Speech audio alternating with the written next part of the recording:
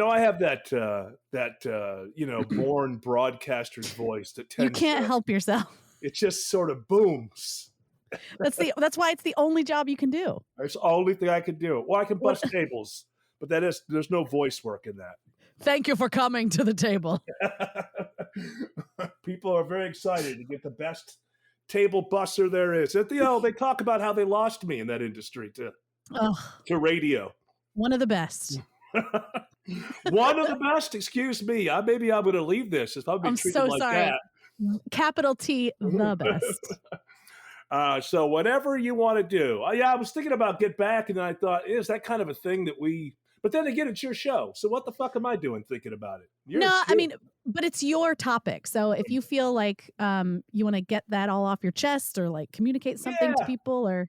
Well, I don't know. I just you should just ask questions, and then I'll go wherever I go. Okay. I had stuff to say about Get Back, but I didn't know how much of our audience would go for it. But yeah, I do think that there are a select few of people that know us that want to hear us talk about it, but it does feel a little late. Yeah, it's late, and outside of everybody who's smart in the world, it really didn't catch on. Really, sure. I don't think it was the biggest. It's already for a niche group of people anyway. Yeah, right. But it's a big niche group of people, and all the people who are into it and watched it all are really, smart, cool people. But it didn't grab. And there may be some people, like it grabbed some people, I think. And I think a lot of people, young people, they were interested enough to check in. But that's a long, 8 hours. If you don't really know who these people are, just seems like a lot. And honestly, I had to really concentrate watching it. I think that I'm too much of a fanboy because I just wanted to see them.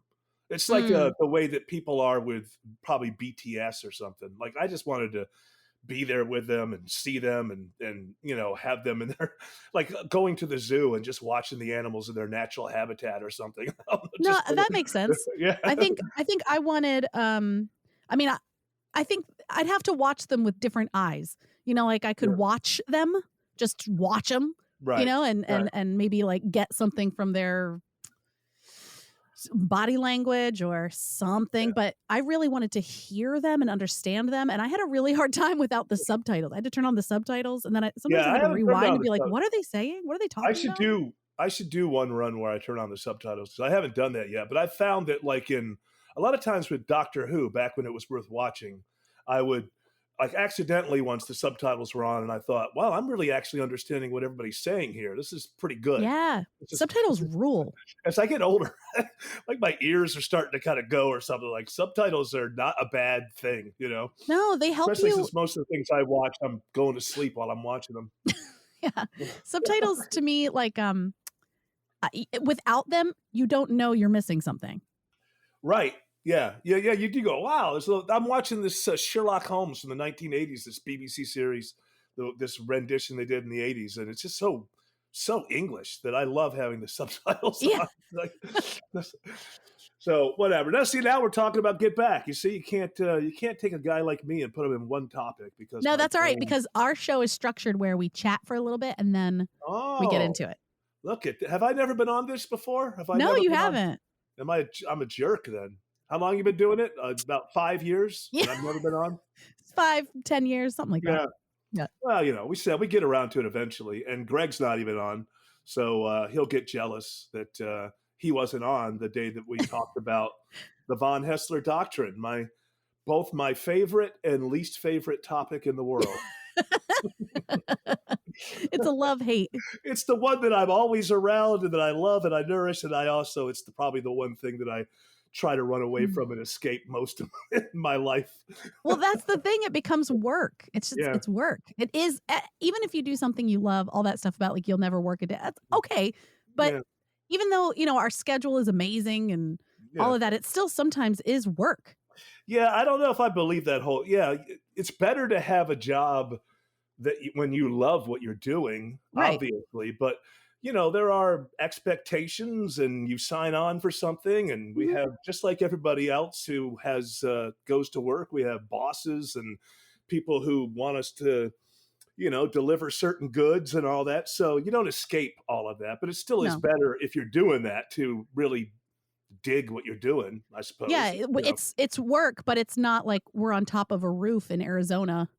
Like, Yeah, exactly. I always think about that whenever I'm getting, kind of tired of it. I think, well, the guy who came and replaced your dishwasher today, he's probably pretty fucking tired of what he does for a living too, but he's got to get up and go do it the next day. So then you feel a little bit like a douchebag.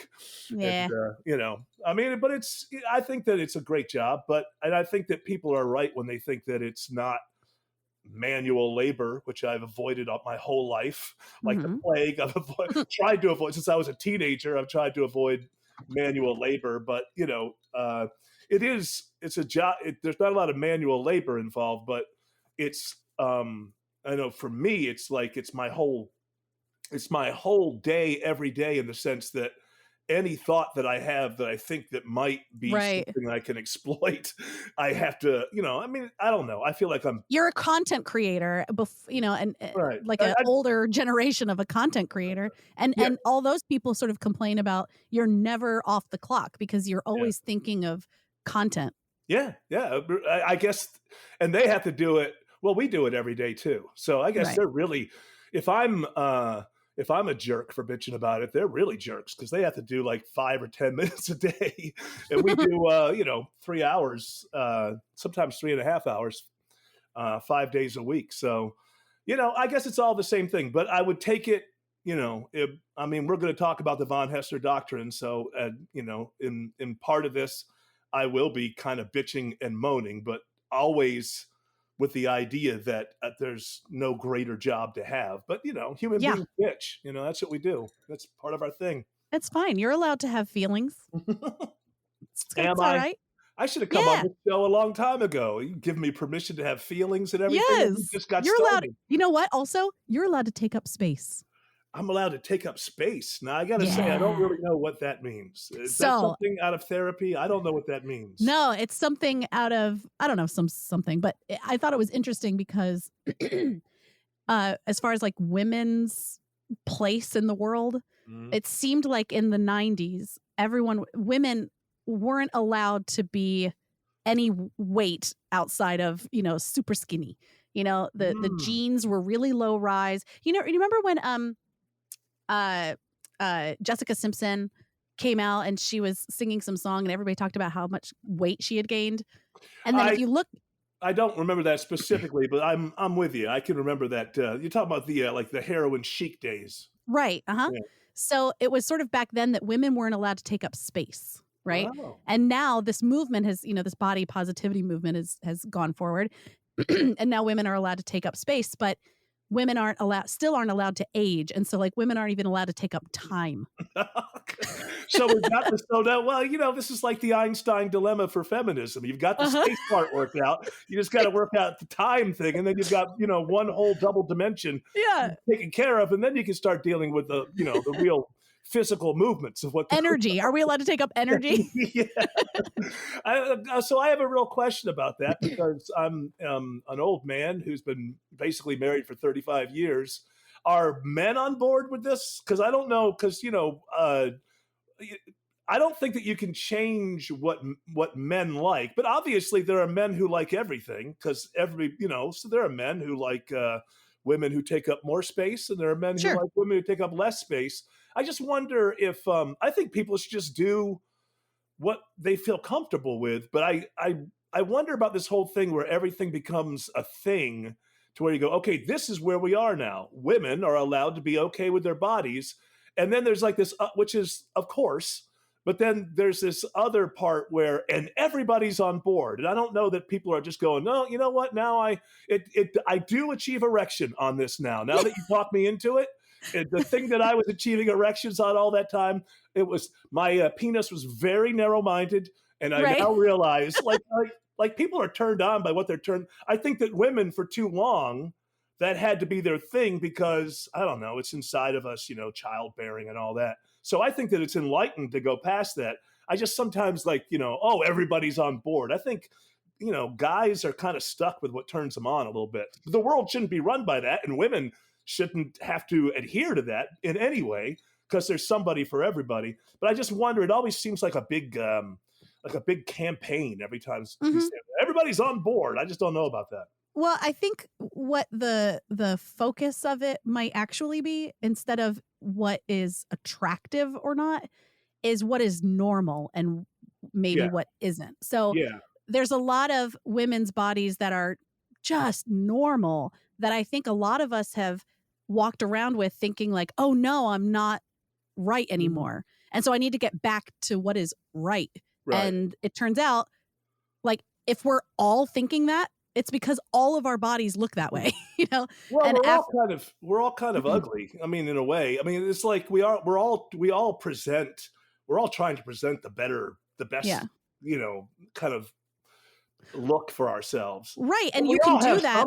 We all have something, you know, it's like something. But denying that, denying that that's normal, makes you feel insecure. And then you can't present, you know, a version of yourself because you're always chasing something that's probably unattainable. Yeah, you know, the English in entertainment have always been way ahead of us on that. I feel like BBC shows and stuff, you know, from the 70s and 80s and 90s, they've always had just sort of normal looking women in them, like just women that you see every day, not the ideal.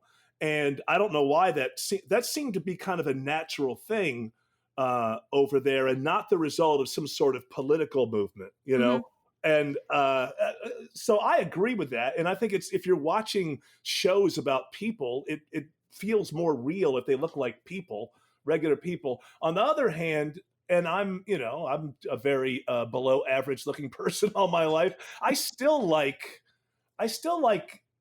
want to explode the ideal. You know what I mean? Like absolutely not. And that's not the goal. You know, right. It shouldn't be, most of us can't be ideal. Right. But he's getting older now and time comes to everybody. But I didn't have a problem when George Clooney, who's about my age when we were both younger, looking at him and going, that guy's way better looking than me. I never had a problem with that. Right. It's not about shaming people that do fit into some sort of ideal. It's about just accepting either what you have or what you want. You know, like if you want to get into like crazy shape, great. Here are some healthy ways to do it. Like don't starve yourself. Don't feel like the only way you can get there is by, you know, semi-killing yourself, because where your actual goal should be something that is more realistic. And when we're presented with a lot of people that look a certain way, and that's impossible to get. You know, like J-Lo should not be the standard for being 50. Right. Well, she's not, but even if you think about it, she's really not, because what you and I see is after she gets herself all done up. I'm sure that J-Lo, if you catch her on a day where she's not shooting anything at 9:00 in the morning, is looking like but she still looks really good.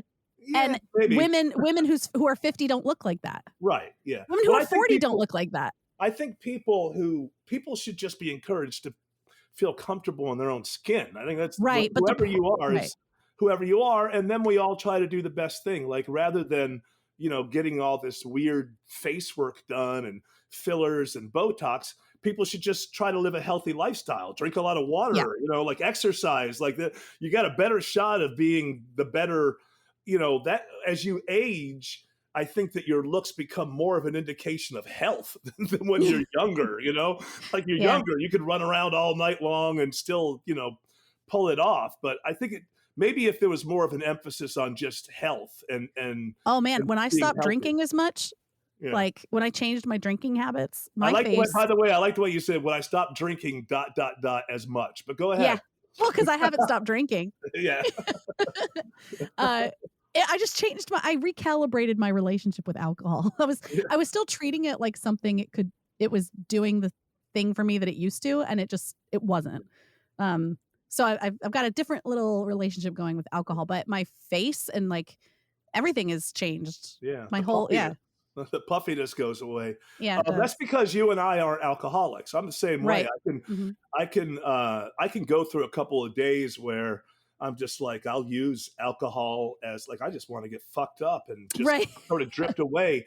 but I just get, no matter what it is, even if it's kind of drug escapism, I just get bored with anything after a few days. Like I don't know how people become alcoholics who drink at 9 o'clock in the morning. Like I've known people like this, and I know people who have died relatively young from it. And I just can't do the same thing over and over and over. Even if it starts, it's like, I love Christmas, but if you had it 10 days in a row, by the 11th day, I'd be like, okay, enough of this shit. Right. I want to do something else, maybe that's lucky. I just get, I don't think it's short attention span, but I just get bored if I do the same thing all the time, especially for recreation. Like the other stuff, I have to do the same thing every day just in order to be able to pull it off, like with the show. How's that for a pivot back to the show? But nice. The stuff for the show, to be ready at 9 o'clock, I always tell people I'm highly assassinatable in the morning because I basically do exactly the same thing. I'm almost in exactly the same spot at every minute, doing exactly the same thing until 9 o'clock. So like the sniper could pull up to your house at like 5:15 and knows that by 5:16 you'll turn around from that microwave. Yeah. Well, I'll tell you what, they had better they better be there on time because they'll miss it. They'll miss me if they're a minute late. I'm gonna, but I feel really comfortable knowing that I've covered all the bases. And I don't know, it's a weird thing. Like if I do that routine, then like right at 9:03, I'm ready to go. And if I don't, then I feel a little bit screwy.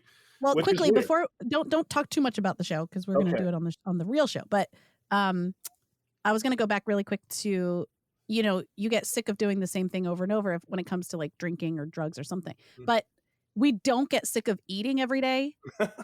And I think that in the addict's brain, your chemistry changes to where it's a survival, just like eating. It's a survival instinct. Yeah. Oh, you mean for the alcoholic? You mean for the drug addict? Yeah, for something, that for us is like, ugh, get out of here. But for them, it's like, no, I have to have this. I have to eat. I'm hungry. I'm starving. Why wouldn't I, if I'm starving and you put it in front of me, but I know it's bad for me, I'm still going to eat it because I'm starving. Yeah, no, I get that. And I think sometimes like that's a way that I can understand it. Right. But it still doesn't resonate with me. Like me either. No, I don't want to drink every day. Ugh. Yeah. I have to like the way that you feel so shitty the next morning sometimes. Yeah. And then people that are like just doing that day after day, that cycle of like fucked up, like getting into trouble, not knowing how you got home, weird consequences that you don't understand. You wake up with like pizza in your bed and then just like start it all over. Yeah. Yeah, I can't relate to why people, I guess it's kind of a bigger thing than that. It's like, all you can do is just sort of say, well, people are different. And like, you can't expect that everybody's going to respond to things the same way that you do, but I still can't relate to it. I can try to understand it and go, well, that other people just, they have a different thing.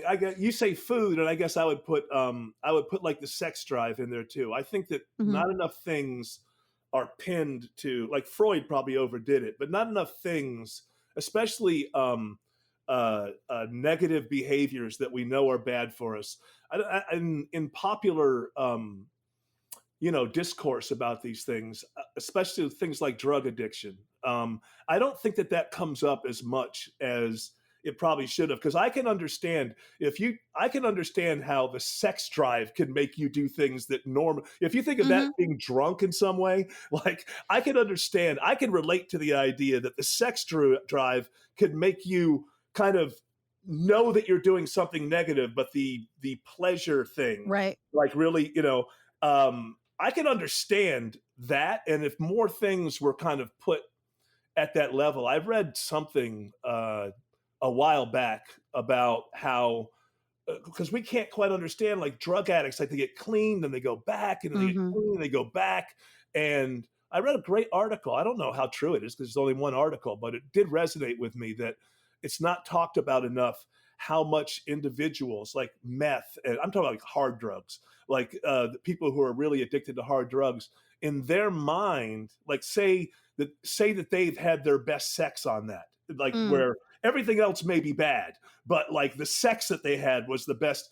If I can understand it if you say to me, the person doesn't necessarily need that all the time, but if you attach it to the sex drive, then I can begin to understand, oh, this person's chasing something that maybe they'll never get again, but they had like their best orgasm ever on this, and they're that's what it. meth does that. Right. Well, that's probably but I think that it's hard for me to believe that because alcohol is more like, it drops inhibitions, right? But I don't know that it makes for better sex, but maybe for some people it does. I don't know. I think it drops inhibitions, and then it also affects your decision-making skills. Yeah. And so maybe decisions that you're not brave enough to make, right. you might do it. I would still, even sex, I would give up if I had to throw up for hours the next day. Yeah. That's the part for me. I don't like being sick. I don't get sick naturally all that much. So why would I impose it on myself? Well, that's the thing. You have addiction is characterized by the continuance despite of negative consequences. So if you continue to do it, even though you're having all these negative consequences, then you might need to look at it as a problem. Right. Whereas like when you say like, I don't like throwing up in the morning, so I'm not going to get so fucked up all the time.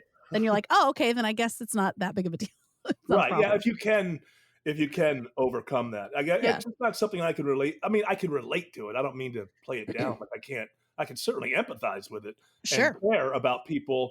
It's just it's like kind of like, I don't know. I think we're all like this, it's hard to imagine that other people like things that we don't like, or don't like things that we do like, or you don't like grapes. Like even to the point, I mean, I look at my cats sometimes and I'm like, aren't you bored being a cat? I mean, what the fuck you do? You do the same fucking thing every day. I mean, I'd be looking at the people going, man, I wish I was one of those. I think about my fish. Yeah. Like, God, this is all you do? Swim around all day? Yeah, I'd be bored. I guess they don't know how to kill myself. Why are you trying to escape? They don't know how to kill themselves, or else they would. Maybe if I give them a little fish gun. That's murder. You're fake it. No, I'm not gonna do it. I'm just gonna leave it there in case he needs it. You know what you're doing. A good enough lawyer could, at least you're an accessory to the crime. What? I dropped this tiny gun. That's negligence right there. That's recklessness, manslaughter. I don't know, fish slaughter, something. Slaughter. Yeah, something like that.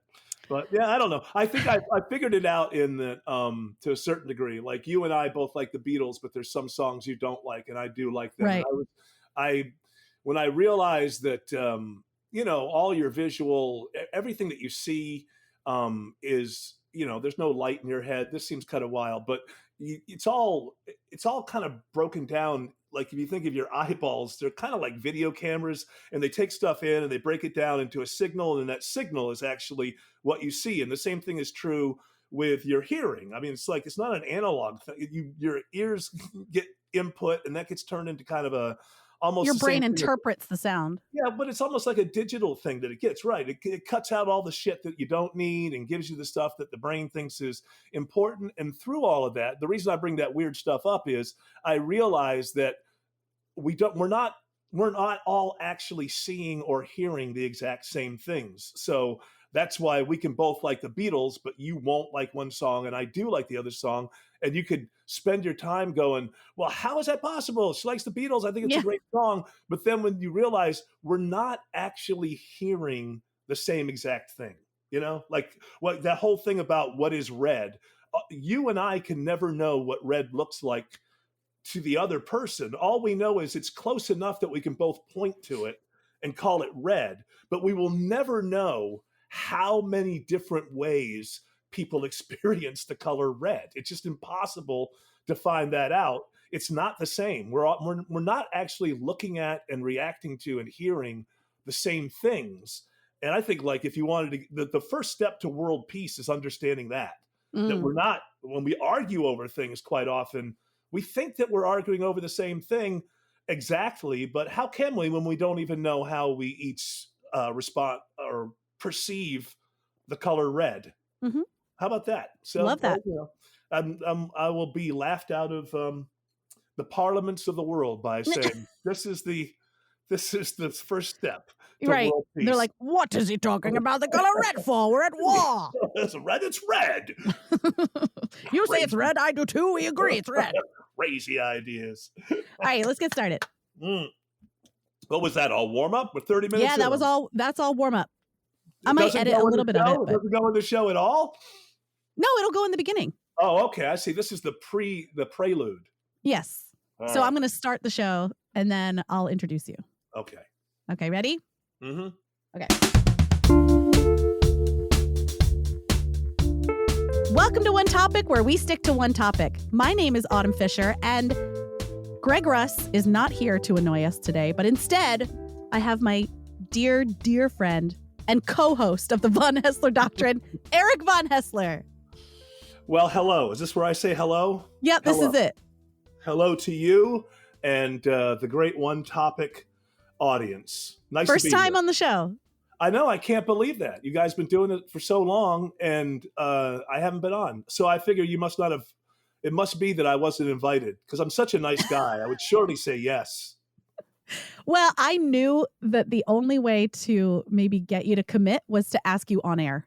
Mm-hmm. To ask you on the radio show, because if I ask you over text, either like, yeah, maybe you'll answer me back, maybe you'll say yes, but we won't connect until whenever. But I'm glad that you're here. So you've dragged me here.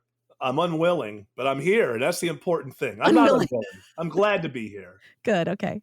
Well, so the topic is usually the guest chooses the topic, and we were going to talk about the Beatles documentary Get Back, but we figured that maybe it might be a little too niche. Yeah. But I don't know. That's never stopped Greg from talking about trains. Yeah, I mean, your audience obviously has to be used to that with Greg going off on the things that he thinks about. Yeah, trains, pens, socks. Hey, listen, those are all fascinating topics. Don't get me wrong. But where does the one sock go in the dryer? Where does it go? I figure some people, or you know, would be like, oh, that might be fun, but probably the Beatles Get Back isn't as important to most people as it is to us. Right. Yeah. So instead, we're going to talk about the radio show, the Von Haessler Doctrine. Oh, wow, that's great. Wonderful. I can never get away from talking about that show, but it might be cool to talk about it without doing it. You know what I mean? Like when we're doing it, there's always this pressure to, live up to some kind of standard in our minds that we think that we have. So like you're performing when you're doing it, no matter how, even though it's improvised, it's almost completely improvised. You're still aware of the fact that you're performing, like you're on stage. Well, and we have commercial breaks, and so there's music playing, and so you kind of feel pressured to end in a certain way. So it's a little bit different than sort of the long form podcasting. But other than that, it is all improv. As far as what's happening in that moment, we have plans, for what we're going to do that day. And I'm sure you do a lot of thinking about like the sort of structure of how it's going to go. But otherwise, we just kind of keep going. I always feel like we do create a structure just in case, we just can't improvise in the moment. And it's probably better to have something you can fall back on. But I think the best shows are when we have a structure, but in reality, we didn't really adhere to it all that much because, we did get caught up in the moment and we did get going. And so it's weird. It's like, I think about sometimes I think that I waste a lot of my time with the way I still kind of prep the show like when we first got there, understanding that it's WSB and, it's kind of a news and information station and we need to be talking about the things that everybody else is talking about. And although we kind of quite often don't do that, I still, if you look at the structure of the show, it's still broken into different segments with different news stories. And they're still kind of like pushed. The structure is still around what stories in the news that we should fall back on if we have to. And sometimes we do, but I've been trying to figure out a way to, kind of prep the show more like what it is, but I'm still too afraid. I'm still too afraid to really go in there with nothing and make it up as we go along without any. Although I think that would be like when we really, really have the show where we want it to be, where Yeah. you're really, it's pretty much a tight wire walk now, but it's I a don't know tight though. wire walk where I know like we can, if I fall, I'm not going to break my back. I think that it's not crazy, to jump out of an airplane. And even though you've made it plenty of times to the ground safely, it's good to make sure that extra parachute is there. Yeah. That backup parachute. Yeah. It's like we don't have training wheels that are on the ground, but we do have training wheels ready. If any time that are raised the up, tricycle gets wobbly or not, those ones that like the kids learn to ride the bike, but he's still nervous. So like we keep the training wheels on, but they're not touching the ground. So like if he really does start to tip over. Yeah, it makes him feel better. Although I realize I just said tricycle and that was stupid because you don't need training 3 wheels on the ground. I know, I'm an idiot. I'm not editing that out. No, go ahead. It's fine. You make me feel like completely humiliate me. That's what I'm here for. I'm gonna put I'm gonna find all the times you said and I'm gonna add like 25 more. That's why I don't listen to the show. That's why I don't listen back to the show very often, because I will get hung up on things like that, and then people don't. You get hung up on something that people are, until you point it out to them, they're probably not even noticing. But it jumps out to me like crazy. Man, when I listen back to stuff, because in the moment, right after any show ends, I never really remember what we talked about. So when I go back and listen to myself, I always start thinking of the thing I should say next. Like, oh, that reminds me of that. And then I say it. And it's almost like listening. The past me knows what the future me is going to say or think. Yeah, well, that's a good thing. It means you're actually, it's the real you then. If you like, it's almost like an experiment where you can replicate it. I'll put myself back in this situation, and that's exactly what I should have said. So I did you're doing better than me. When I listen to it, I'm like, oh, how do people listen to me? I've always been the opposite. Like I remember when, the first time you hear yourself recorded, I would be with someone else and they would hear themselves and be like, oh, I hate my voice. Oh, I hate the way I sound. And I remember thinking, oh, I like the way that I sound, but I'm supposed to not like it. So it's like, oh yeah, me too. I hate my voice. It's like, no, I love it. I don't mind listening back to myself at all. I was surprised when I first started listening back to myself, because I didn't realize how much I sound like my family, my brothers, especially. It never occurred to me, because when you're around your brothers all the time, you know that you're different. I mean, I don't sound just like them, but there is this 75% of it that is my family. I didn't recognize that, and I've never thought that we were an especially I don't know, just sort of a pleasurable kind of sounding family. So it was a little bit. I always thought that we speak too fast and all that kind of stuff. So I've spent a lot of time trying to, more than anything, slow down my speaking, because my family, we just like, but I hear it in my youngest son. It's just, okay, slow it down a little bit. Right. And maybe there's not a lot of separation between words. Yeah. Like how, yeah. And wanting to, so in love with getting the idea out, you forget to actually communicate it. Well, you're talking about Jared. Jared's a different thing. He comes out of a different thing, because when he was younger, I think he had a stutter, and he's overcome that, which is awesome. But I think sometimes he just wants to get it out, and I think that's something that, I think he does a great job with that. But if he ends up talking too fast, I think it's because he's going back to that a little bit. And I talk to him all the time, and he knows it. And like we can, it's almost like being an athlete. You can identify certain things that you need to do, but just saying it and then putting into practice are two different things. And usually what happens is, if you know it and you put it into practice, most of the times you get it right, but then sometimes you won't. And I do the same thing, where I start speaking too fast. But I talk to him about that a lot, which is, I think in his mind, it's it's important to get all this information out, and I don't want to take too much time. Mm-hmm. But in reality, it's not that much time. If you take your time and speak, it's not that and there's no point if you can't communicate the thing. Right. Right. Then it's like, yeah, you took up less time, but now we don't know what's happening.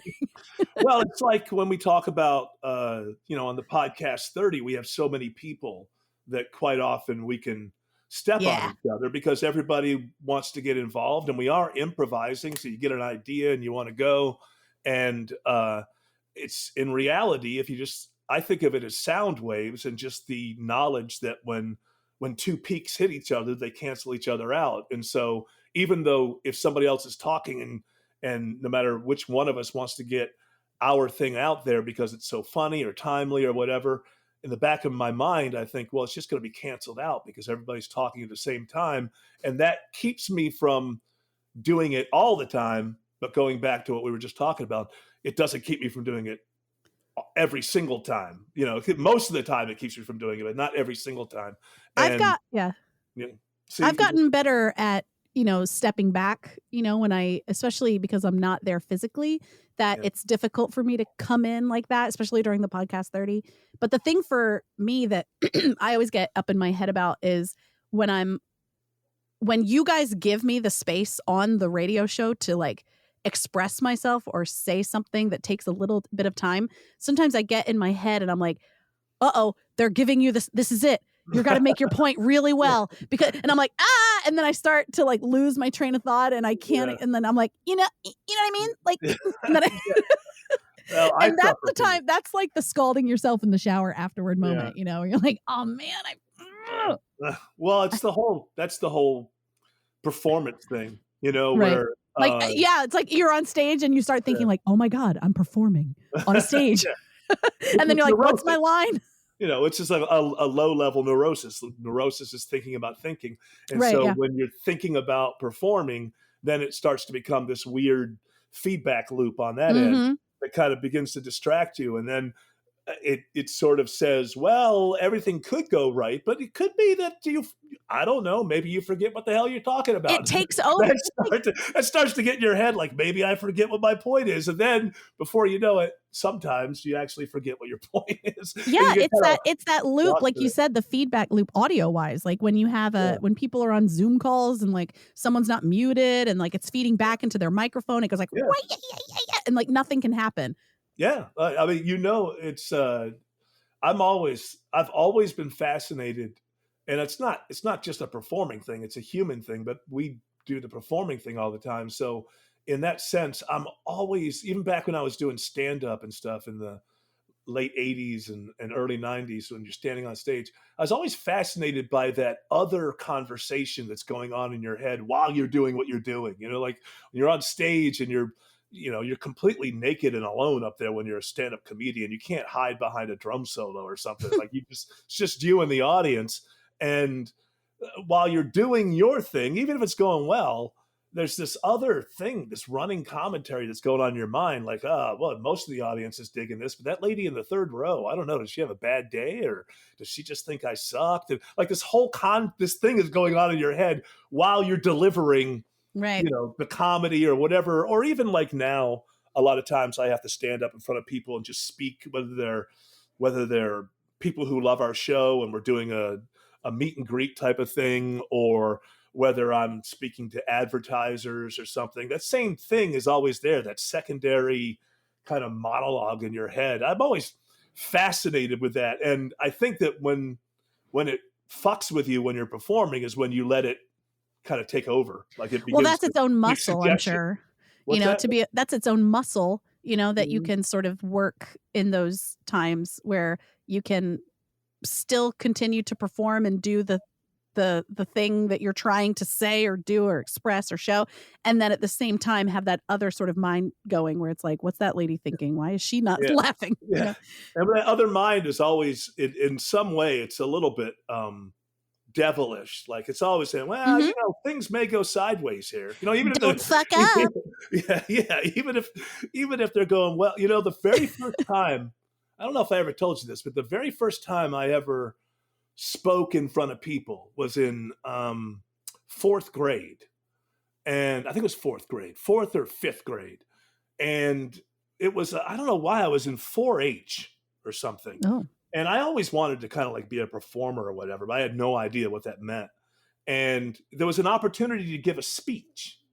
And I can't remember. And so I raised my hand and to give a speech. We were just in the gymnasium, right? And so the kids in 4-H were up on those weird gymnasium stair things, step things, And I started to give that speech. I can't remember what it was. And it was going well. And in the middle of it, I totally froze up. And I got stage fright. And literally I said, I can't do this. And I walked away. No. I walked away. But everybody else sucked so much that they came to me and said, when you were doing it pretty good. So why don't you be the person from this 4-H thing who joins this speech thing? So I ended up writing a speech and giving a speech and going to whatever level in front of a bunch of parents and doing it. And, I did okay. And I got a participation, not trophy, ribbon. But in my mind, I really got off on when it was going well and people were listening to me. But that other thing has always been there. Like you never know. Never know when that's going to happen. And the way that I get over it, because it's always there, is now anyway, or in the last 20 years or something, is there's this other voice in my head that just says, this is your job. And that you don't want to have to do any other job. And that just like goes, okay. I'm gonna get so you better be good at it else. Yeah, it really is. It's a little bit lately, even now that I'm, almost 58 finally, I've relaxed a little bit on it. But I would say that throughout, especially the early regular guys years, LA and coming here, and I was kind of like a comedy sniper, second voice in, just like wait for my moments and hit it. There was so much of that was it worked. And I was proud of it a lot of the times. But back then, it was just completely out of fear. Like, I've got to hit home runs or else they're going to make me go do a real job. Right. Just now I've finally kind of, after all these years, sort of relaxed about it and thought, okay, this is your job. But, you've done it long enough. You'll be all right. That's interesting. So like you're motivated by fear. I was through most of most of it. I don't think I am now. I'm more truly aspirational. So there's still like, I hope I don't fail at some of these things that I'm trying to do with the show or where I want to go with the show. But it's not really. Well, you've had plenty of success. So I don't think so. There's less fear of failing because it's like, well, I continue to do well. Right. But maybe back then it was like you haven't had as much experience of success. Yeah, you're right. There was a lot more actual failure behind me back then. So right. The likelihood of actually failing. Right. Now I failed so much. Like this can't be the one that I don't fail at. Now it's more like, I just hope we can do the things that, because, I feel like I've got like maybe 10 good years left in me or like I know at the end of my life, if I live long enough, I do want to have some retirement in there and some kind of hangout years and all that. So I'm thinking, do I really, am I going to wake up like in the middle of my 69th year and still be excited? Hey, let's go do an improvised show. Maybe I will. I don't know. Maybe I will. But so now it's more like, I got some things that I want to do and I really want to get them done inside of this, weird douchey career that I've had. And so it's not really a fear of failing at that, but it's more like, geez, I really hope I can pull that off. It'd be fun. It would be fun to be able to retire and kind of know that, okay, I did what I wanted to do. And, I'd like everybody else, I'd like to live forever, but that doesn't seem to be on the table as a possibility. So, I'll just, go learn how to play the piano or something. I don't know. Well, I want to, you don't have to, reveal anything you can't reveal or don't feel comfortable talking about. But you talked a lot on the radio show about your contract negotiations. Mm-hmm. And I know that there were some things in there that maybe were promised to you that weren't reflected in the contract. And that's why signing the contract took so long. And then you were sort of talking about it on air and kind of shitting on everybody. And what can you share with the people that want to know what Well, I was mean, missing from that contract? well, I don't know what people want to know. I could share that it was probably more difficult than I wanted it to be, and it was certainly more difficult than they wanted it to be. It wasn't really. I mean, I'll be honest with you. It was in the end, it was about money, and these things Okay. come down to money. On the other stuff, um, they they have been very, very on board with some of my ideas and what I want to do over the next few years. Now, whether or not, as we go and we try to do it together, then we're all going to find out if we can do it together, right? So it hasn't been, as far as appreciating the show and appreciating my ideas for what I want to do with the show beyond radio and all of that. That's never really been a problem. Yeah, there's always been support. Oh yeah, there's always been support, but then at the at the end of the day, you hate that things come down to things like money, but they do, and so the real problem. And by the way, now I've signed and I feel good and I feel whole and I feel heard and all of that. And overall, it was really like 5 months or something of intense, stuff going on, which really, we've been there 7 years. So, I mean, it's not that significant, but there were times in there when I thought, maybe this isn't going to work out. And maybe I'm going to have to, I'd never in a million years thought that I would, go to another place or anything. But I did have to start thinking like that. And, I did bring in some people and surround myself with some voices that could be somewhat objective. And that was the reason that I was willing to push it a little more, as I had some people around me who were telling me that I need, or suggesting to me, they weren't telling me, but they were suggesting to me that I needed to do that. And some of that isn't just about me and the money that I get. Their whole thing with me is, how committed are you if we're going to go into this whole video thing and try to do, and what people put in my ear was, well, they have to show how committed they are too. Right. And yeah. And that can get very awkward, because I like the people that I work with, and I'm not a confrontational person. It doesn't come natural to me. That may seem weird because I'm on the radio and I get sort of like it's almost the same thing as liquid courage when you have a microphone in front of you. Yeah. So you can be a little more strong-willed than you are in real life. But I want things to work out. I like to get along with the people I work with. So it was kind of mentally rough for me to get through that. But ultimately, it would be easier if you disliked the people that were above you. Yes, it would. And so some of the people that I work with at this level, I don't even really hardly know, right? Right. Like, I don't know them the way I know you guys, or even the people in management that are closest to me that I see on a daily basis. So, but I just have this I like the idea of being a good employee to a certain degree, somebody who you like having there. And when you go through these kind of things, it gets tense. And, there were moments where it was tense and some words were exchanged and things like that. And then you show up every day and keep doing the show, because, right. I realized that ultimately you realize when you're going through something like that, the show is the only real leverage that you have.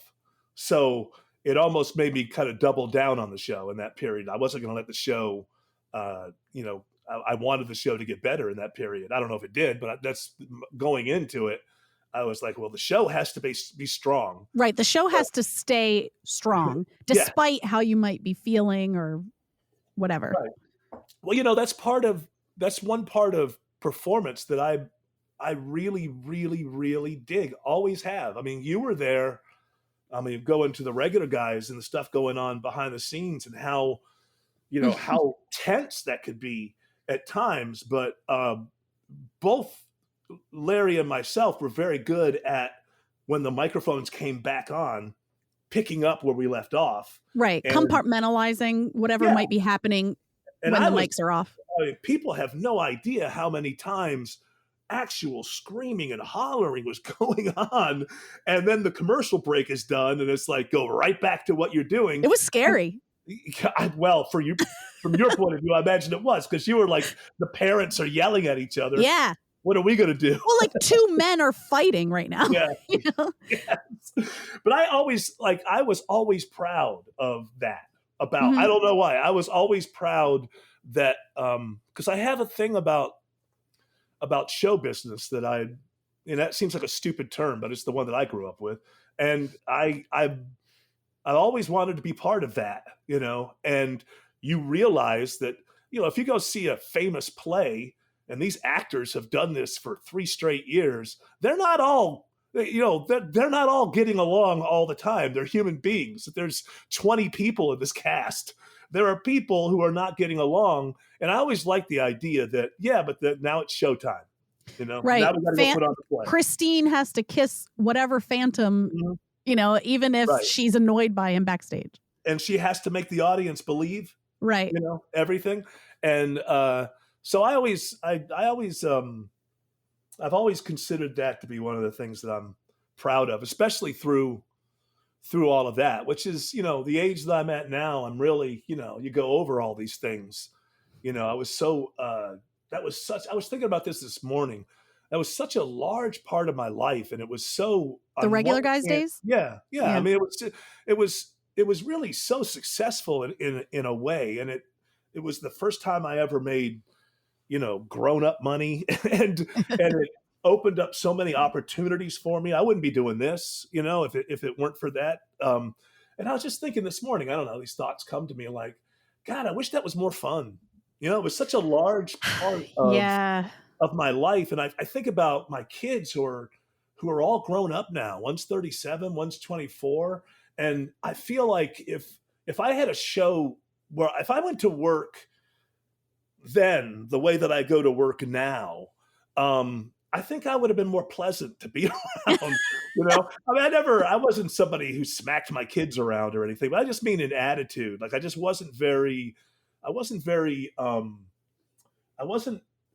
wasn't enjoying myself. Right. Hardly at all.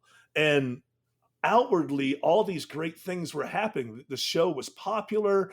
I was making more money than anybody who knew me at 17 ever. People would have heart attacks that knew me at 17, knowing that I was in this kind of bubble of success. So in so many objective ways, things had just gone better than anybody would have predicted. But doing that show was not fun for me so much of the time, most of the time. Well, especially you're starting your day with that sort of fear of Larry just being a dickhead over whatever, and so and it's hard to start your day with that. Well, I would drive to work, and I don't want to, like, I part of like trying to put all that stuff in its place and figure it all out now from hindsight is not to, and I don't think you were trying to do that, but it's not trying to like, I really think I could have done better. Like, I could have been more sensible, understood it. Takes 2 to tango, all that stuff. Yeah. I mean, and then, toward the end, I just pulled back. Right. Because I still wanted to make the money, but I didn't want to deal with everything that came with that, and, I'm sure that he reassesses things now too, in some way. I can't get inside of his head, but, I try to think, although what you just said is true. I mean, I would drive to work, and my stomach would be in a knot, at 5 o'clock in the morning. And I knew when I was doing that, I was like, this is not good, No. But then I didn't know how else was I going to make this money? How else? How was I gonna? And I just sort of felt like, again, we were talking about earlier. I don't know if it was in the prelude or during this, but just realizing, well, yeah, but it's not. I'm not on top of a roof on an 80-degree day and doing that so that's what I would say to myself. Everybody kind of hates their job or doesn't like the people they work with That sometimes. sort of logic only works when you're not having physical manifestations of, Yeah. hating something, I was always, so yeah, just to go back to that, you can't change the past, and you just have to come and Right. just just sort of accept it the way that it was, try to learn some lessons from it. But I do think that I could have been, I do think I would have been a more pleasant husband and father Mhm. if I was going to work with the same kind of feelings I do now, which isn't, it's not as if there are never problems. We just talked about the 5 months with the Right. contract, but I didn't, even in the midst of all of that, I wasn't dreading going to work. And a lot of Well, times because I the was work actually itself dreading it. the work An itself escape. wasn't Yeah. The show is kind of an escape. right. Really, in now that I think about it, the show is kind of that thing that I really look forward to, escaping, all the things that you have in, as humans that we deal with, Mhm. and how shitty the news gets at times. So I just think, well, hey, I can go in with my friends, and we'll Yeah. do the show, and it'll probably be pretty good, or maybe it'll be great, and it gives me something to look. It really is I don't know what I would do if I was this age and I was doing a job that I didn't like. It would be very, very, um, I don't know. I don't know what I would do, because like everyone else, I have days where I'm gloomy, or I'm not, I wouldn't say clinical, but I have days where I'm down or Right. whatever. Like And anyone. I can always go, yeah, but there's a show on Monday, or there's a show tomorrow, and we can go in and, try to do the best one ever. And maybe it won't be, but we'll And sometimes doing try that, again. like, if you are feeling down in some way, you're not sitting alone at a desk able to ruminate on whatever you might be feeling or thinking, because when you're performing and the mics are on, you got to talk. You got to Yeah. go. Somebody else says something, you get to react to it. Something happens, you talk about it. And so you don't have the sort of solitude or silence to Yeah. even feel whatever you might actually be feeling, And, so like but sometimes if we're fighting, like yeah. if you've said something that's pissed me off, or if I've done something to you, it's like during the commercial break is when you feel it the most, and then you get Mhm. back on air and it's like, well, got to keep going, Yeah, because the that's mics the are on. beauty. That's the beauty of it, right? And then, Yeah. and then sometimes, something will present itself enough that we have to text each other or talk to Sure. each other on the phone, or whatever. But most of the things don't do that. But most of the things are in the moment, kind of. And then Mhm.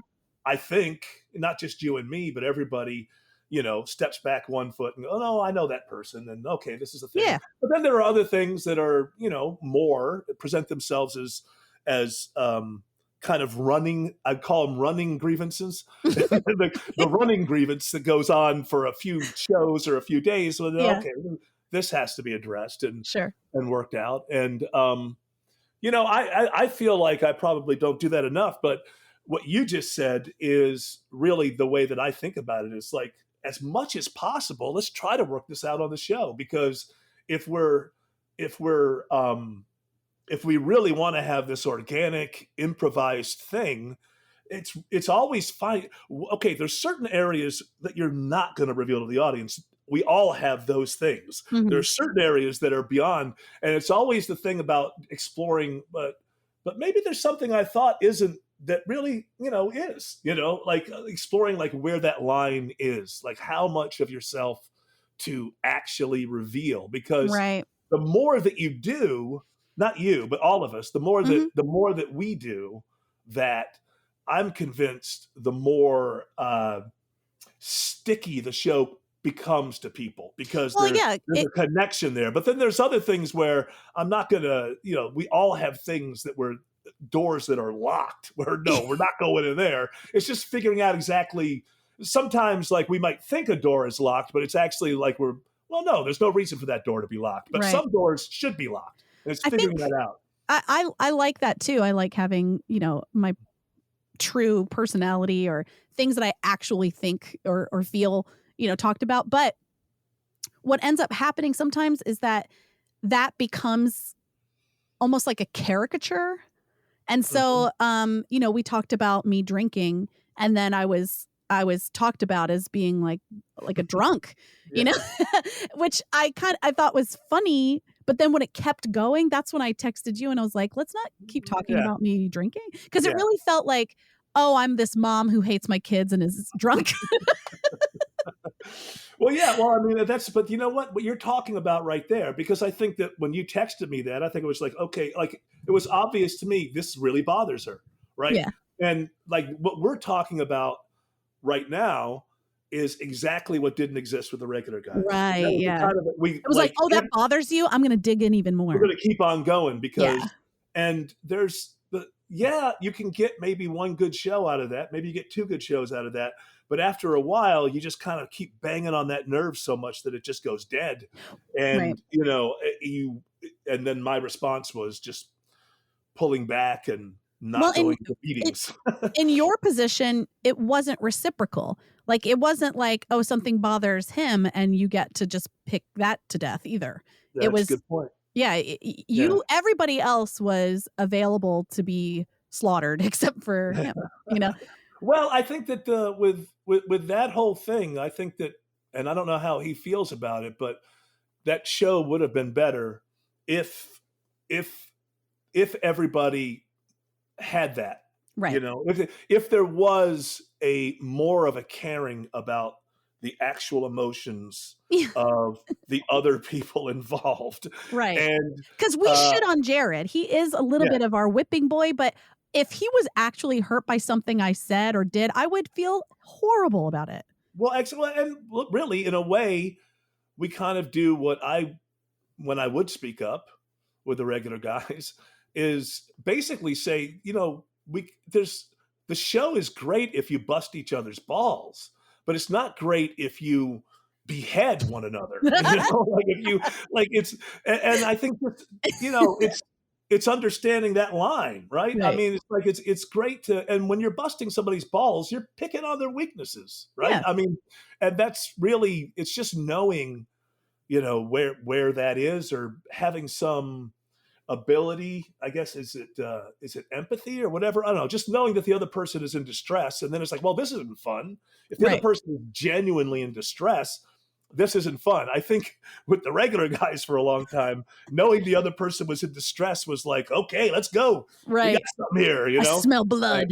yeah, and it might be that another partner for Larry would have agreed, Mm. and that would have worked more if the other person was like, "Yeah, we're just going to tear the shit out of each other," and then after it's over, not give a shit, and then the next day we're just going to go do it again, and that's the product, and that's what people like. We're giving people a product that other people aren't, which is always the, kind of the most important thing, standing out. It was just, it wasn't the thing for me. No, it was Yeah, I was not the nasty. person for that. Yeah, it's I'm a nasty. little too sensitive, I think. I don't think you're too sensitive. I think that you have feelings. And that's the thing. You are allowed to feel a certain way. And if the other person says, well, fuck how you feel, well, then they're the asshole. Well, It's yeah, not, it's but not I that think, you that have to change. to defend, because I don't want to shit on Larry, but No, and I don't mean to be doing that. I feel like I'm just no, I mean, you're speaking telling it from the plainly side. about, Yeah, no, you should. Yeah. But to defend his point of view is, I just think for him, he thought that was the way to get the best product to I know, give to but the at the audience. expense of a human. Well, I think he found, I think maybe even within that, I think he thought, well, sometimes you just have to replace people because most people can't handle this for very long. And, a decision is made that, okay, well, maybe we'll have to replace people, but this is going to be what the product is. And I think that the problem with that was, it wasn't for what the regular guys was. I think it wasn't what would make that product the best. I think that product was the best if it was more like what we're doing now, which is improvised, real, basically going for the punchlines, busting each other's balls, but not this sort of relentless, excruciating, because I know that the audience felt it too. Yeah, I had a conversation with, and maybe it was, I think ultimately, like, you're getting an audience, but are they tuning into a car wreck? Like, is it that kind of rubbernecker kind of thing? Like, what's going to happen here? Like, you can, in a weird way, if two cars on the side of the road and a big mangle up creates rubber neckers. In a weird way, we're finding it entertaining, right? Mm-hmm. We're slowing down, we're looking at it, but in order to keep providing that entertainment, we got to keep killing people in cars. So it has, it's and I think that maybe the idea on that one was we'll just keep putting different people in those vehicles. And because I had a conversation with, out of all people, Ed Roland from Collective Soul once, and he zeroed in on that, like those moments where it's obvious that the two hosts of this show are having a real fucking angry moment, and how and he was asking, like, how do you guys come in and keep on doing it, or is it not real, or is it? And I realized that, well, that's probably a source of fascination with a lot of the people who are tuning in, Sure. But I think that we were very good in a lot of other ways that ended up not being emphasized because we were two very different people. And when two very different people who both can speak and both can be funny can attack like one topic like this, or an issue, then we can. That's what I thought was the best about the regular guys. But it wasn't all. It wasn't all contention. I mean, it was. Right. It was so. I don't even remember specific things, but it was that magic that would happen. That I think we feel on our show, but I'm sure that's what kept you there also, because it wasn't just, I hate the product that I'm creating. Yeah. Right. You didn't. I didn't. Well, sometimes I did, but no, it's a heroin high that you chase when those. Right. Yeah. When you're every once in a while you get that high again and you're like, this is it. I mean, it's one thing if something's scripted and you pull it off well. I guess there's a feeling that you get, but it is an actual heroin high that you chase when you're improvising and you get into this thing where it's just fantastic, and you can't just push a button and recreate it. You have to put yourself into that position again. And when those things, I always thought it's the same thing. I have the same philosophy with this show, which is, the show is almost always good, usually great, and quite often out of this world. Like, to me, that's what it is, where the floor is, it was a good show. Mm-hmm. And more often than not, it's a great show. And it has to happen with some sort of regularity that it just, at least portions of the show go into the stratosphere, where the improv is just building on one another, and it just gets, you're just having a blast, you're just really like you're with friends and you're just laughing. To me, I don't know. There's nothing better than that. I would take if you told me, okay, here's the word, you can have a world where you can have great sex all the time, but you can't have those moments where you're laughing hysterically with friends, or the other way around.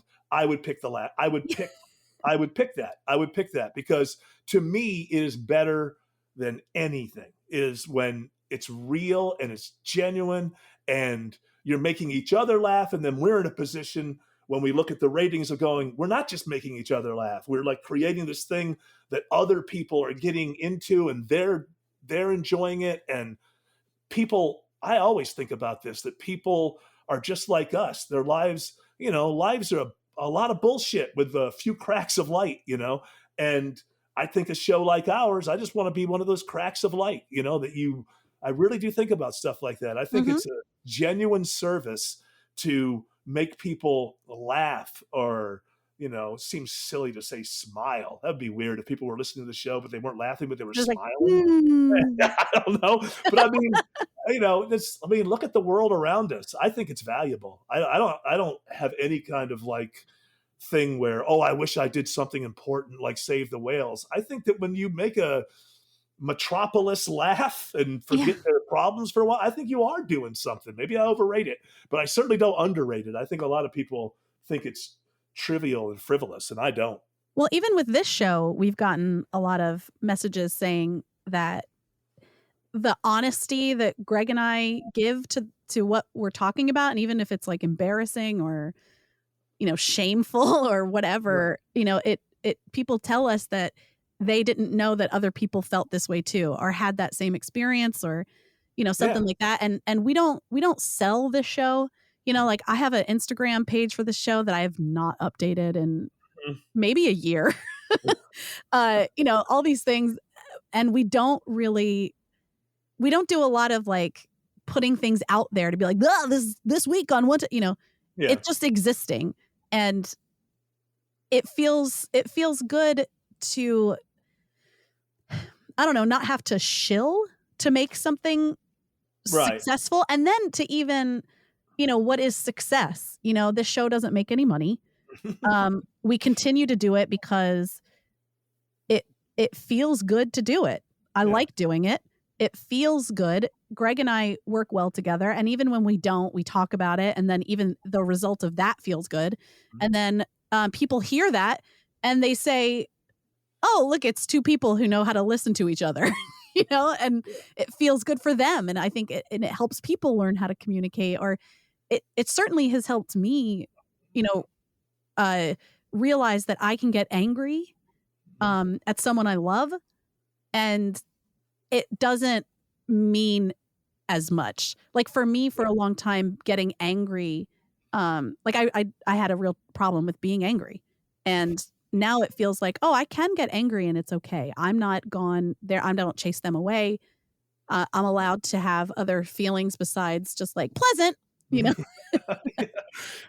Well, I think the reason that people like it in all these ways is they connect with it. And I think that the arts, whether it's books, film, painting, music, lyrics, I think the stuff that really, or radio, which I do think is an art, really, if you hit the human condition, then that's where people connect. Like what you're saying is they hear in your conversations that they've had, or feelings that they've had that they didn't express, or maybe expressed in the wrong way and felt crappy. Just all of this stuff that it means to be human are, if you look at it, the books and paintings and music and songs and everything that last are the ones that do connect with people in that way. Like if you think about something like rom-coms, right? Even the ones that are big, people aren't usually, there are some, but it's very rare that 15 years later, people are still on and on and on about it, because not that rom-coms don't have the ability to hit the human condition, but they tend to be a little surfacey, like glossy and whatever, and it kind of goes away. And I would bet the ones that do stick around are ones that do hit more the human condition. It's like when I say the human condition, I really mean that the things that about being human that are the same now as they were if you lived in the year 650, like you're in a relationship and these are the problems, and friends are dying, and you're with one person but you're in love with another person, and just all these things that human beings have been going through since the beginning of civilizations anyway, of where people weren't grunting at each other, when we actually had like sort of domesticity going on. Those are the things that it really resonates, and when why do we listen to the same song over and over again all of our lives? I mean, on one level you could say, well, that's stupid. Why would you keep listening to the same song? But it's hitting something, usually. And even if there's something that it's hitting is that it's just goofy and I need to escape. Well, that's human too. That's, and so that's what I think. That's what the von Haessler doctrine does, don't you think? Where, you're not on there like so many other radio hosts can be, where it's like, here it is, and this is it, right? Like this is the opinion this is the only opinion that matters. This is the only way to think.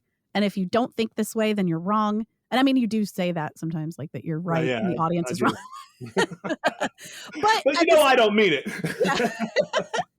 And then also within that, we can talk about, it is just like you said, the human experience. We are going to talk about things that are serious because some things in life are serious. And then we're also going to talk about, edging, or Yeah. something, like Yes.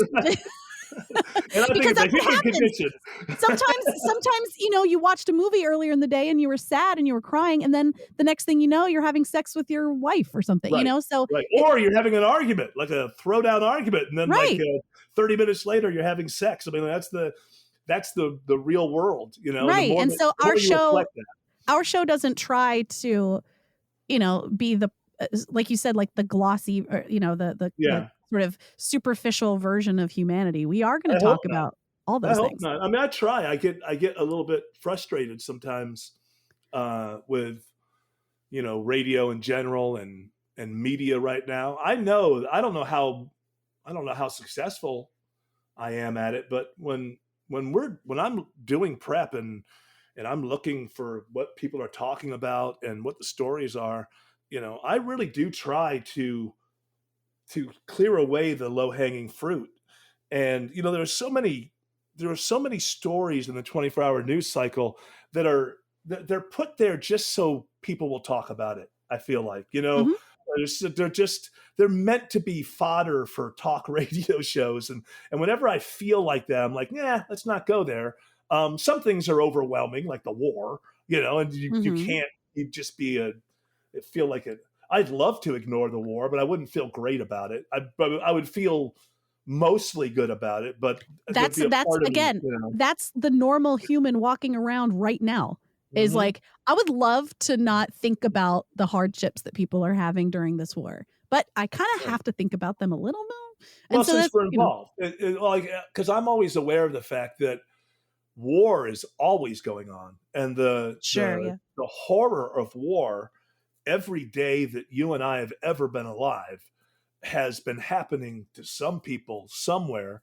It's just there's certain times where your country is invested on one side, or like in this situation where we don't have troops on the ground, but we're invested and we're trying to help one side as much as we can and all that. So there's more of a spotlight on it. And I sometimes think about that, like, other people who have been dealing with shit like this all their life, if they could separate out, they'd probably look at us and go, fuck you. What, Yeah. this one's so important? I've been fucking, oh, there's no, your country doesn't have any whatever kind of interest, whether it's ideological or minerals or oil or whatever. So the war against me can go on, and you don't fucking think about it at Mhm. all, and it's not in your media at all. But now all of a sudden, this one, these people and what's happening to them, while it is important, I would think from another point of view. So like, go, well, fuck you. My family's been bombed for the last 15 years, and Right. CNN doesn't give a shit, and Fox News doesn't give a shit, and so I'm aware of that. But we do have an interest in this. This is a hard one for me to navigate, really, because I just signed this contract after all this, and we have all these plans, and overall my goal is to move the show into more of a comedy show doesn't sound right coming out of my mouth, but more humorous, leaning more toward that, like looking at current events and having the first instinct being, where are the jokes here, as opposed to the first instinct, what, how am I going to express how Mhm. I feel about this? Like, I really want to, on Laughing, they made jokes about Vietnam. It's like I want to go more in that direction. But then I think it's almost proof of concept that the show really is improvised. And if I feel a certain way, I mean, it's a hard thing to navigate right now for me, because I have such a different opinion than the prevailing opinion on what's going on right now. I'm still on the side I want Ukrainians to have as much freedom as they can possibly get, but I'm seeing this differently than most other people. And on my mind, I have to be real. I want to get that across, but I have to protect the shield. I Right. just signed a thing, and I have to be careful because people, if you look at the way that conversations are done, in the last 10 or 15 years, if you get off script, you can be labeled something you're not. And then a big mob comes out around that, and then next thing you know, you're being canceled. And, I have a responsibility to you guys, the Doctrinaires, to WSB, to get this show to where I want it to be. So I have to walk that line. Like, I want to be honest that I'm seeing this differently than most people are. But I have to be aware of the fact that perception is reality, and you don't want, if some sort of perception gets out there that like Eric's apologizing for Putin or some kind of bullshit like that. I've watched other people try to clarify the record, and it doesn't. If you don't have 11 million people behind you like Joe Rogan, it's difficult. It's difficult to do. So it's a balancing act. I have to be honest, but then I think, like, going into next week, I think that I walk in thinking, okay, people who listen to the show know what I think.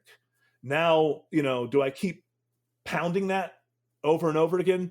Probably not the best thing for the show. I'm not going to change what I think, and I'm not going to pull my punches, but I don't want it to become the war show. You know what I mean? Like, I want it to still be mostly an escape for people, and I feel like, okay, people know. That's in my mind. I feel like, you made your point. The show has to address what's going on, but it doesn't have to only be about that. And I don't think that you've ever made an entire show about one thing. I think the first day of the war, I think that, but that's fine. That deserves gravitas. Yeah. It deserves its time. We need to get things off our chest. We need other people want to hear what you have to say about it. So it's not. I don't think it's out of line to do that every once in a while. But for it to be all week, you know, and sort of making the same points over and over, then that's lazy. It's boring. People are done with it. That's fine. I have to remember that it's not in my conception of what the show is. It's not my job to enlighten people. It's my job to entertain them. And that's, and I feel like, at least like the one show where it was basically the whole show was the first day that we were on the air after the invasion started. And I honestly didn't know that I was going to go there like that. So I could still go, well, it was organic, and it was real. And like, I really do think that a lot of people are looking at this in a way that is not necessarily the best way to look at it. But it's not, again, and I always in the back of my mind, it's not your job to enlighten people. And by the way, who the fuck are you to think you're enlightening people? But that's not the job at hand. The job at hand is to have this radio show that is kind of, in my mind, like a cool clubhouse that people want to keep going to and hanging out in. And, you could have your days where you let people know what you think of the war, but they're not going to keep coming to the clubhouse if it's always going to be like, all right, that guy's going to keep telling me how I'm falling for a bunch of bullshit. That's not fun. No. I'll go to somebody else's clubhouse, Who's your favorite Doctrinaire? Autumn Fisher. Yeah, that's right. always has been. Let's see. I'm trying to think. You remember when we went for pizza that day, and I asked you to be on this podcast that we were starting in my basement? Yeah, I was super duper pregnant. Yeah, you were really, really pregnant. And where had you? Oh, okay, all right. I remember a difficult conversation at one of those pizza things. Yep. So yeah, and it's weird now that was 7 or 8 years ago or whatever. I feel like a lot of my bad decisions on paper have actually ended up pretty great, because I quit going to my technical college that I was going to start interning for the regular guys. I was like 2 classes away from getting an associate's degree. Hey. Which now it seems trivial and stupid, but at the time, it's like you're going to quit school and then you're going to, go do something that takes a lot of time and effort and then not make money from it? What? Yeah. All right. I'm going to do that. And it has worked out for me. And then, you're very pregnant and you have a steady job and a steady paycheck. And now you're going to go in someone's basement and do a pot. What? Yep, sure am. Yeah. Well, I mean, it seems, That's basically what I was with you and Greg. I feel like I've been like, hey, I've taken all these chances. Come on. Well, Come on. fortune favors the bold is what I like to think. Sometimes. I'm going to jump off this thing. I'm going to make it. Yeah. When it doesn't work out, people usually don't tell their stories and others aren't interested. I'm sure. Yeah. I guess it's kind of knowing, it's kind of knowing, when it's time to sort of go, okay, it's not working out for me over here. I'm going to have to go into the real world and try to make it work out. I sometimes feel like if people ask about my story and I tell them, well, I dropped out of the 9th grade. Yeah. And I started producing a radio show for free for 3 months just to prove I could do it. And then I had a 5-year-old at the time. And I sometimes feel like that's a bad thing to let people know because it can't work out for everybody. Right. And I don't want people. Someone's going to show up on your doorstep being like, I followed your advice and now I'm homeless and destitute. Yeah. So I guess you have to, I don't know. It's kind of a weird thing because there was a lot of reasons for me to have looked in the mirror and said, okay. I mean, I wasn't a very good stand-up comedian. I got into a comedy group that was pretty good at the time and stuff. But I don't know. I even when I was doing stand-up comedy in the late 80s, I was aware that I wasn't that great because I wasn't real excited about going on stage. I just kept going on stage because I knew that I was around. This was what I wanted to be doing in some way, like in some way I wanted to be part of this world. I don't want to go to, because everybody in my family worked at restaurants. I mean, we were not career-minded people. I mean, nobody going to college in my family just wasn't a thing. To go and become this and do that for a career. So like in my mind, it was always like, oh, I'm doing this, or I'm waiting on tables or bussing tables or cooking on, whatever. And then when I tell people that, then I feel like, well, am I shitting on them? Like, am I saying that's something that is below me or something? Like, yeah. I feel really bad about it, but I'm just telling like my story. Yeah, that's fine. People are, I was going to say, I don't think that, I've said this before, I've never had a truly suicidal thought in my life. My brain does not work that way, but I don't know, Autumn. If I had to get to my age now and I was still, I don't know. I just don't know. I don't think I could have found happiness in any kind of, I'm going into my office, I'm sitting at my cubicle, I'm doing my thing. Dead inside. I'm dead inside. I may as well be dead on the outside. I would have let everybody down. That's the worst part. I would have let my wife down. I would have let my kids down. I would not have been able to actually do it, which means, maybe, like my dad, one day they would have woke up and I just would have said, you know what, I'm just going to move to another place where I can just live the way that I want to live. And maybe this will let them down in the moment.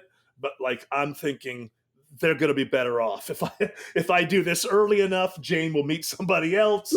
They will have a real life together. Well, you may as well have committed suicide at that point. Yeah, in a weird way, it would be some kind of. But I'd be too like. But you would be dead and not alive still. Yeah, exactly. Like I don't think I have that final ability to to end it all. But I really do think like something like that maybe would have happened because I would have said, in order for me to live the way that I have to live, I'm going to let all these people down. I don't have that feeling with the job that I have, but I did feel that way about my life, where I was like, ooh, looking around, this is not the life that I wanted. I thought that this is what I wanted, but it wasn't. And I think as far as people doing, going through life and doing kind of like what they're supposed to do, like high school, college, job, maybe another job, try and stay at the job, only make money, only focus on money, or, not cultivating any other part of their lives or just doing what everybody else does, where it's like you move to the suburbs and you just have you hope your neighbors are nice or you fight with your neighbors and this is my life. I feel like some people forget that you got one life, just one. This is it. Yeah. The moment that you're in right now is not happening again. You're not going to get to redo anything. This is it. So do things and take chances. They might not work out, and that's okay. And you don't want to be reckless, and be like, Right. but let yourself, especially when you have the time when you're younger, let yourself take those chances so that you can find what your limit is or what you actually want, and do the thing that might be a little scary or intimidating. And you'll find out. Maybe it won't work out, right? But then you'll have learned something from that thing not working out, instead of just always doing the safe thing and never learning anything about yourself. Well, that's the thing. Like right now, I'm having these conversations a lot with my 24-year-old Mm-hmm. because he's a lot like I was when I was. He has these really marketable skills right now, but he also has an artistic side, Mm-hmm. and I remember going through that. Except I didn't have the marketable skills, so I remember on Monday thinking, okay, I'm going to be an artist when I was in my early 20s, and then by Wednesday I'm like, no, I'm going to make money, Right. and then by Friday I was back to I want to be an artist. Like I remember all of that, except unlike him, I didn't have marketable skills. I didn't have the ability to go work for Microsoft or something and make a decent living right out, which probably would have been harder to avoid than and so. But it's hard to. It's funny. You think well, I can tell him I was 24 once. Don't be. Who cares?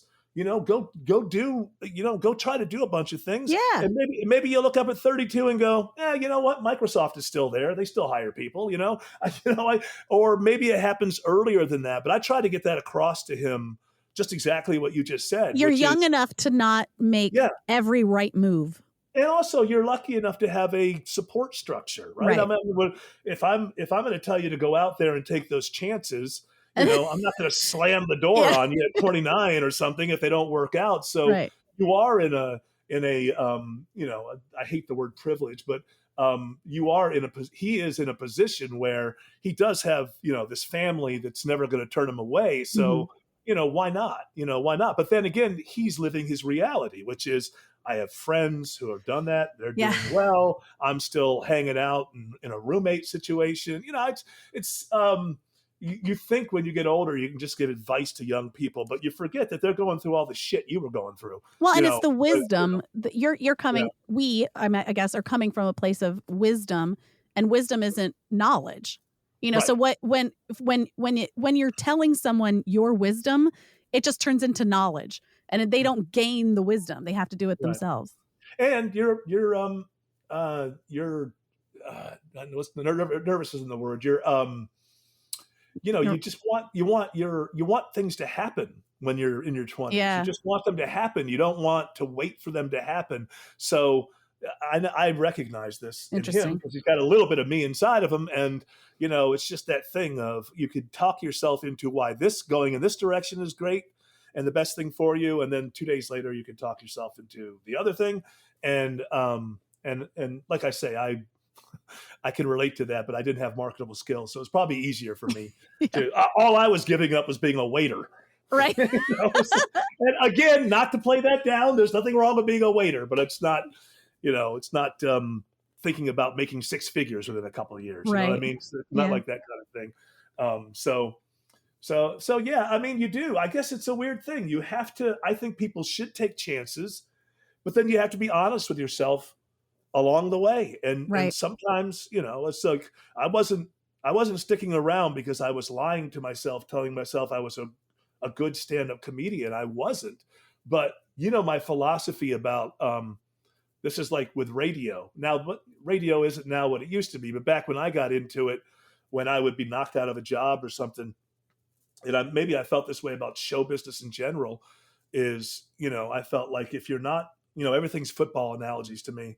So it's like, if you're not on the field, be on the sidelines. If you're not on the sidelines, be in the stands. If you can't be in the stands, be in the parking lot. If you can't be in the parking lot, be across the street from the parking lot. Stay as close to the game as you possibly can. Yeah. And that's really kind of what I did until things started to fall into place. And I can get, I can talk about all the bad times with Larry, but let's face it. I mean, he did walk into a comedy club. I was on stage and he started talking to me and he invited me into a radio station. in December of 1988. And without that, none of this happens. I mean, maybe something else happens, but sure. This doesn't happen. Hey, Eric, give me someone is knocking at my door. Hold on 1 second. All right. Hold on. Okay, sorry. Okay. I was thinking as you went away, what if I heard a shotgun go off and I'd be like, I think about that all the time during the radio show. Like, what if, like, sometimes, like, I'll hear something and I'm not sure, and so I'll unmute my mic, like, during the commercials or something, just to make sure. Right. If somebody hears me die, we'll be back on air, and then you'll hear me screaming. Yeah, we'll call the authorities, or we'll just be like, "Oh, she's such a card." Yeah. Why is all her screaming? She's so annoying. Mute her mic. This isn't funny, Autumn. Let's go. Get back. So unprofessional. Would Ed McMahon do this on whatever? Yeah. No, I always bring that up. Yeah. All right. Do you think we've covered everything? Is there anything else you want to say? I don't. Do I have anything else to say? Well, I know you could say millions. I like, we did a thing where and I don't even know if I'm sure they exist somewhere, because all that stuff that we did during the podcast in the basement days, we did a lot of shows, a lot of different shows. Yeah. And one of the ones was you started interviewing me about my life. And I remember thinking, wow, those were actually kind of cool. Did we do one or two of them or yeah, whatever? Like you were, and I was like, wow, that was a way to kind of, because I've always thought about, at some point, some sort of memoir, not being the first book, but like if people bought the first book, then if the show became, we never really talked about where the show's going to go. So we should, we talked about the past, right? Mm-hmm. But maybe we do another one where we talk about where I think I want to take this thing. Maybe Greg would host that one. Oh, you're saying the three of us cannot be heard together on the same one topic, or? Yeah, I don't share. You don't share. You're not gonna. It's either me with you one-on-one or with him. No, I think it should be you, and then he can join us. And because I do have a lot of plans. Yeah. For the show, and I'm trying to take it in a certain direction. This fucking war ain't helping. But, I know. We're trying to do something here. It kind of, I guess that's, I'd rather be in a position where that was the worst thing about the war, is that it's fucking with my show. Yeah. That's better than actually being there, isn't it? Ugh, so yeah, I hope it doesn't get bigger and bigger. Well, don't get me going. I think it should be ended. I think it should be ended today. I think people should sit down and cut a deal. Nancy Pelosi said we shouldn't have it. She said that we shouldn't be taking gas from Russia. Well, I know, but I mean, even then, we don't know. Now we're getting into it. Putin is one of these people who can think of things like that as an act of war. Yeah. You're trying to. I know. That's what I was thinking too. Like you're poking the bear even more. I just feel like, we need to cut a deal and go into the deal thinking, let's try to preserve as much sovereignty for the most Ukrainians possible. But let's not get into that. Yeah. People are going to think what they want to think. So I think we covered enough, and I've enjoyed this, and I'd love to do more. All right, cool. How can we find you online? I got a radio show in Atlanta, Georgia. All right. Called the Haessler Doctrine. I'm sure if you look it up on Google, you find out a bunch of lies about me or what. I've never looked. Nobody can spell Haessler, so it's no problem. Yeah, that's true. So what do I do with the von Haessler Doctrine? I probably should have dropped the A and just spelled it the way people would spell it normally. Yeah. But I think Google, like if you spelled it Hessler, Google would probably do one of those things. Did you mean? Yeah, that's true. Yeah, it's the Eric Von probably. And you know what? As far as we know, I am the only person with this full name in the entire world. Wow. So I should be easy enough to look up the von Haessler Doctrine. I do think that in the future, though, I am recognizing with my ideas for the show, how do I get on social media the right way? Is it possible to be on social media and just like tell jokes and not get involved in all the There bullshit? is, because you can disable comments now. You can go in, and if anybody bugs you, you just block them.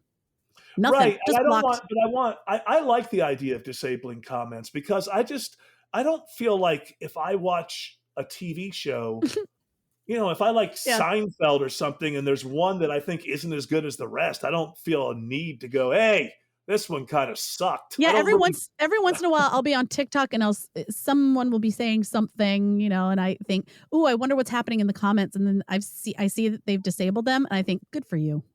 Yeah, you know what? Like, even if I disagree with them, I'm like, you know, you got to say what you got to say, and that's fine. You don't need anybody else's comments. We should have a like the audience should know. Look, man, come to some kind of event that we're doing.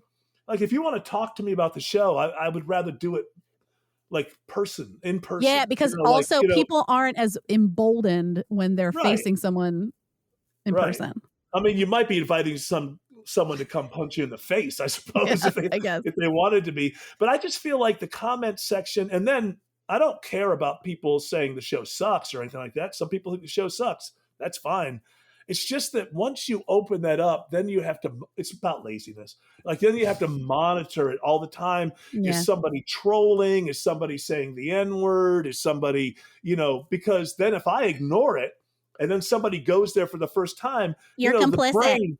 The brain is like, well, whatever the audience is saying must represent what the show is, yeah. you know? And you have to, that's the thing to remember about all of this is, it is true that perception is reality. And you know, I see all of these people destroy themselves. I'm not going to do that. I will play the game to a certain degree.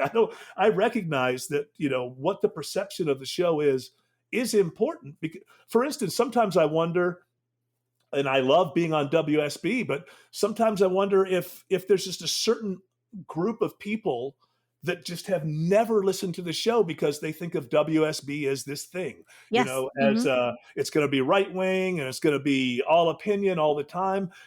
I wonder if, and I think WSB does a good job of promoting the show as what it is, but you still have to go through that whole thing. I just wonder how many people that would like the show just never think that a show like that would be on a station like that. So, you know, and, you know, that's something to work through. And that's about the conversation we'll have in the future about how to take the show nationally and the things that we want to do. But it just goes back to that point of view is I have to be aware of the fact that perception is reality. And if you don't like that, you have to work on changing the perception because you're not going to get everybody to be enlightened about the reality of all things at all time. We're in broadcasting, not narrowcasting. Well, especially the structure of the show where it is limited timing, you know, time-wise, you only have so long to express something. Yeah. And then people have all this time to like ruminate on it during ED ads.